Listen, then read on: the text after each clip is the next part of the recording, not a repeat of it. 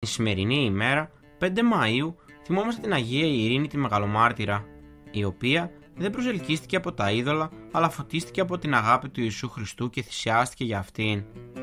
Έζησε τον 4ο αιώνα μετά Χριστόν. Ήταν κόρη του βασιλέα της Λυκηνίας που ονομάζονταν Λυκίνιος. Εκείνος ήταν ειδωλολάτρης και την είχε κλεισμένη σε ένα κάστρο, στο οποίο μαθήτευε δίπλα σε έναν γέροντα, τον Απελιανό.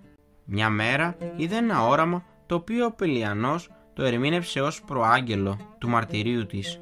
Λίγο αργότερα διδάχθηκε από τον Χριστό από μια νέα. Κατηχήθηκε και βαπτίστηκε χριστιανή, λαμβάνοντας το όνομα Ειρήνη. Η Ειρήνη με ευσεβή ζήλο συνέτριψε τα είδωλα, με αποτέλεσμα ο πατέρας της να ζητήσει να τη σκοτώσει. Έτσι την έδεσε σε ένα άλογο προκειμένου να την ποδοπατήσει, αλλά το άλογο στράφηκε εναντίον στον ίδιο. Αν και έπεσε νεκρός, η Αγία θαυματουργικά τον ανέστησε και όλη η οικογένεια αποφάσισε να βαπτιστεί. Μετά από πολλές ταλαιπωρίες στα χέρια των Περσών, η Αγία πήγε στην Καλύπολη του Ελισπόντου, όπου βασίλευε ο Νουμεριανός.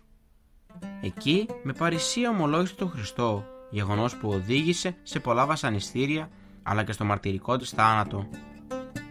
Το θαυμαστό μαρτύριο της Αγίας προσέλκυσε χιλιάδες να δεχτούν τον Κύριο στις καρδιές τους.